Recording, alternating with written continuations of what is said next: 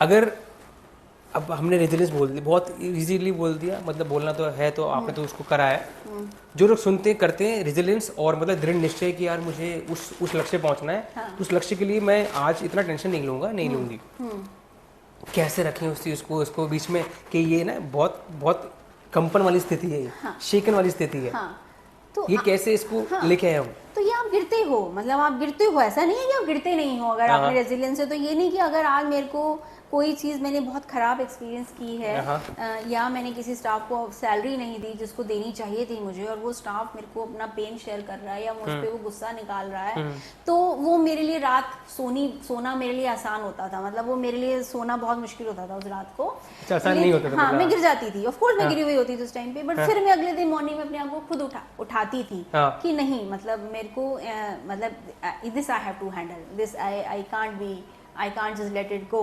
And उसमें जो मैंने ऑफ कोर्स जो मेरी कई साल मैंने अपनी एक माइंडफुलनेस प्रैक्टिस जिसको या ये जो क्योंकि ना ये तो आपने करा, अब पूछते लोग समझते यार, तो सब लोग बोलते हैं दृढ़ निश्चय ये करना करता है, भाई करा कैसे, लाए कैसे? तो आप जो बता रहे हो कुछ थेरेपी बताइए। हाँ, तो थेरेपी देखिए, मैंने बहुत सारी थेरेपीज ऑफ कोर्स ली, मैंने अपने ऊपर स्पिरिचुअली काम किया, तो उसमें थोड़ी सी माइंडफुलनेस आपकी आप प्रैक्टिस करने लगते हो, तो आप चीज़ों को एक अलग तरीके से देखते हो। लाइक आप देखते हो कि भाई ये प्रॉब्लम है, मैं इस टाइम पे प्रॉब्लम में हूँ, तो ये मेरी बॉडी में ये इफेक्ट लेके आ रही है, तो मतलब आप अपने इमोशंस को, अपने माइंड को और अपनी बॉडी को, तीनों को अलग अलग तरीके से देख पाने की आप में कैपेबिलिटी आ जाती है। तो आप जब देखते हो कि अरे यार ये तो बॉडी में पेन हो रहा है, मेरी बॉडी रात को सो नहीं पाई है ठीक से, और मेरे इमोशंस से मुझे ऐसे ऐसे फील हो रहा है, फिर मेरा माइंड उस चीज को डिसाइड करता है कि भाई अब हमें क्या करना चाहिए। So when you keep these three self of yours, right, separate, physical body, emotional body and mental body, physical body, emotional body and mental body, ठीक है। जब आप इन तीन को अलग तरीके से देखते हो, मतलब देख पाने की आप में थोड़ी सी कैपेसिटी अगर आती है, अवेयरनेस जो बोलते हैं उसी को अवेयरनेस, तो माइंडफुलनेस भी बोलते हैं इसको, कि भाई इस टाइम पे मैं गुस्सा हूँ, आपने मुझे कुछ खराब बोल दिया और मैं गुस्सा हूँ, तो मैं उस सिर्फ मैं गुस्सा हूँ और मैं उसको देख नहीं पा रही हूँ, तो मैं उस चीज को हैंडल नहीं कर सकती।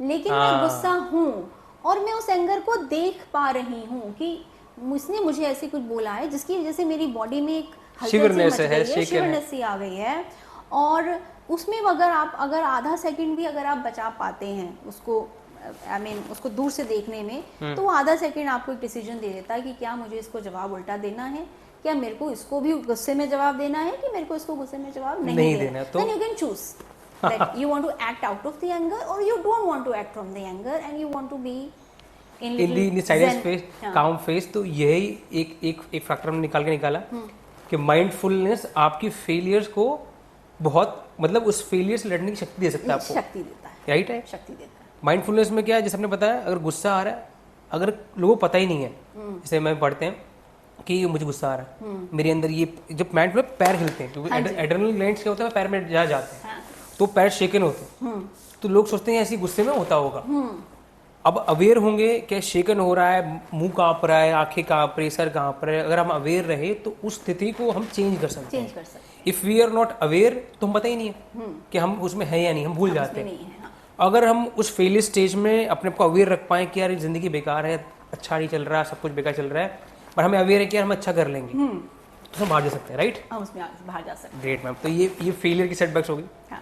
अब समझते हैं आपकी सक्सेस के मतलब क्या पैरामीटर्स हैं, आपको क्या लगता है हर आदमी को, और आपके सक्सेस के पैरामीटर्स क्या होने चाहिए कि लाइफ में, एक मनी के बारे में बात करते हैं, मतलब मैं इसकी बात करता हूँ, मनी इज एविल और बैड, मतलब एविल बैड है, गुड है।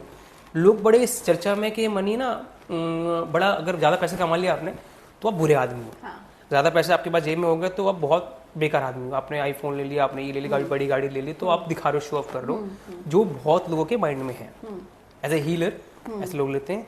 तो मनी इज एविल और गुड, आपके पैरामीटर में क्या आता है? देखिए, मनी जो है एक सेलिब्रेशन की चीज है। Money is a very beautiful energy if you have with you, and life anyway should be a celebration. Exactly. So whatever is contributing to the celebration, if you have money, you have less, आपको एक practical जिंदगी जीने में आपको tension कम होती है।